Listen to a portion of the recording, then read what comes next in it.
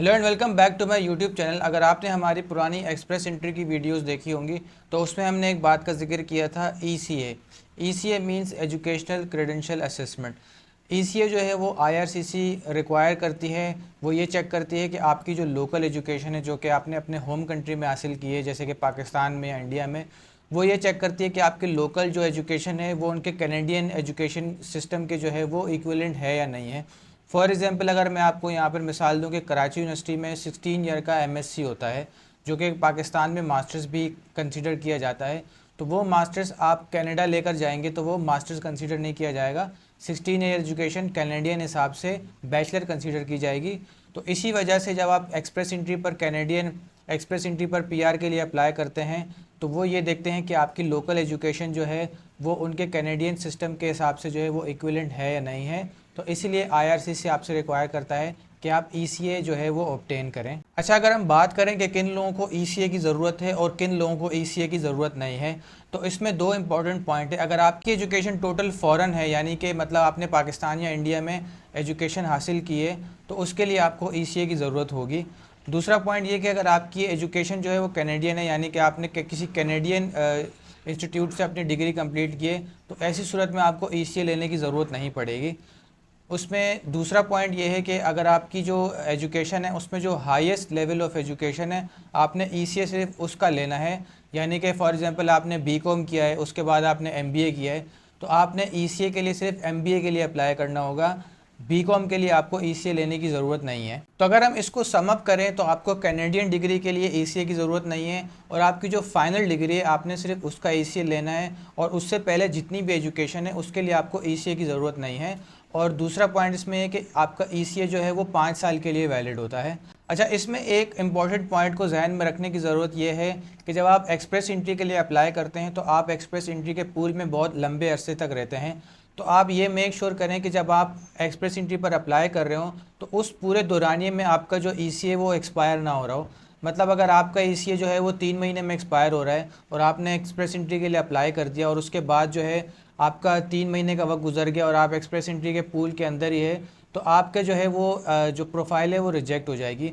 तो make sure ये करें कि आपका ECA इतना लंबे अरसे तक उसका दौरानिया बाकी हो एक्सपायरेशन का, कि वो पूरे एक्सप्रेस एंट्री के जो पूल है जिस दौरानिए में वो एक्सपायर ना हो रहा हो। तो अगर हम बात करें कि ECA जो है वो कहाँ से ऑब्टेन किया जाए, तो IRCC ने 5 ऐसी ऑर्गेनाइजेशन जो है वो डेजिग्नेट की हुई है जिनके ज़रिए से आप ECA ले सकते हैं। इसके अंदर पहला नाम जो है वो है comparative education service, university of Toronto school of continuing studies. इसके अंदर दूसरा नाम है international credential assessment service of Canada. तीसरा नाम है वर्ल्ड एजुकेशन सर्विसेज। चौथा नाम है इंटरनेशनल क्वालिफिकेशन सर्विस। पांचवा नाम है international credential evaluation service, British Columbia institute of technology. और इन पांचों के अंदर जो मोस्ट कॉमन है वो है वर्ल्ड एजुकेशन सर्विस, जिसको हम इस वीडियो के एंड में डिटेल में डिस्कस करेंगे कि इस सिस्टम के तहत आप ECA कैसे ऑब्टेन कर सकते हैं। तो ये थी 5 ऑर्गेनाइजेशन जो IRCC ने डेजिग्नेट की हुई थी। तो अब चलते हैं स्क्रीन की तरफ और देखते हैं कि वर्ल्ड एजुकेशन सर्विस और WES के ज़रिए आप ECA कैसे ले सकते हैं। तो चलते हैं स्क्रीन की तरफ और देखते हैं कि कैसे अप्लाई किया जाता है। तो ये हम स्क्रीन पर आ चुके हैं और इस वेबसाइट का लिंक आपको डिस्क्रिप्शन में मिल जाएगा। इस पेज पर आपको ये ऑप्शन दे रहा है गेट एन एवेल्यूएशन, तो इस पर आपने क्लिक कर देना है। उसके बाद आपको ये 3 ऑप्शन देगा US, कनाडा, न्यूजीलैंड, तो इस पर आपने कनाडा पे क्लिक करना है। उसके बाद आपको ये 3 ऑप्शन देगा standard application, application for IRCC और application for agri food pilot. तो इन तीनों में से आपने एप्लीकेशन फॉर IRCC सेलेक्ट करना है और उसके बाद स्टार्ट एप्लीकेशन पर क्लिक कर देना है। नेक्स्ट ये आपसे आपका ईमेल एड्रेस पूछेगा, तो आपने अपना ईमेल एड्रेस इंटर करना है और उसके बाद नेक्स्ट पर क्लिक कर देना है। उसके बाद आपको ये एक वेरिफिकेशन कोड ईमेल पर सेंड करेगा, वो वेरिफिकेशन कोड आपने यहाँ पर एंटर करना है और उसके बाद आपने सबमिट कोड पर क्लिक कर देना है। वेरिफिकेशन कंप्लीट हो गई, कंटिन्यू पे क्लिक कर दें। उसके बाद क्रिएट एन अकाउंट का ऑप्शन देगा ये आपको, तो यहाँ पर आपने अपना फ़र्स्ट नेम और लास्ट नेम इंटर करना है और उसके बाद डेट ऑफ बर्थ सेलेक्ट करने के बाद आपने पासवर्ड से चूज़ करना है, सिक्योरिटी क्वेश्चन चूज़ करना है, एग्री पे क्लिक करना है और क्रिएट अकाउंट पे क्लिक कर देना है। नेक्स्ट पेज पर यह आपको ऑप्शन देगा, आपने अपना जेंडर सेलेक्ट करना है, फ़ोन नंबर सेलेक्ट करना है और नेक्स्ट पर क्लिक कर देना है। उसके बाद ये आपसे पूछेगा कि what credential have you earn, मतलब आपने कौन से क्रेडेंशियल अर्न किए हैं, किस क्रेडेंशियल की जो है वो आपने ईसीए करवानी है।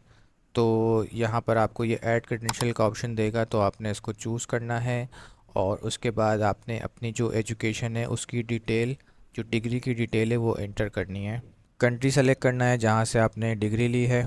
उसके बाद आपके इंस्टीट्यूशन की टाइप क्या है, यूनिवर्सिटी है, इंस्टीट्यूट है, जो भी है वो आपने एंटर करना है।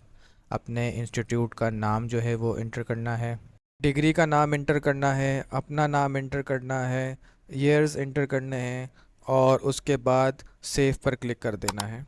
तो नेक्स्ट स्टेप पे आपकी ये डिग्री ऐड हो गई है, यहाँ से आप इसको एडिट और डिलीट कर सकते हैं और उसके बाद आपने जस्ट नेक्स्ट पर जो है वो क्लिक कर देना है। नेक्स्ट जो है ये आपसे पूछ रहा है कि जो वैस है वो अपनी जो रिपोर्ट है वो कहाँ सेंड करे।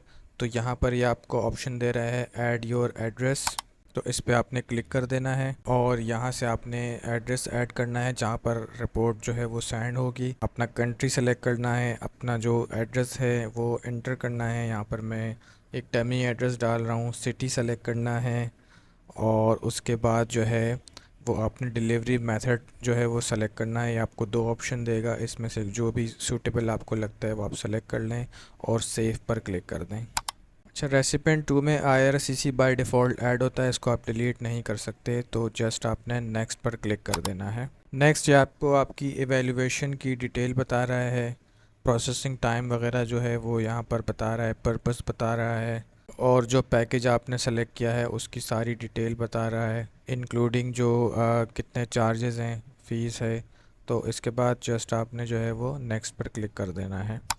नेक्स्ट पेज पर आपको ये आपके रिक्वायर्ड डॉक्यूमेंट्स के बारे में बताएगा और ये बता रहे कि कौन सी जो डिग्री है वो उसका ईसीए आपको मिलेगा और उसके बाद ये आपको बताएगा कि कौन कौन से डॉक्यूमेंट जो है वो रिक्वायर्ड हैं, जैसे कि मार्कशीट रिक्वायर्ड होती है सील्ड एनवेलप के अंदर।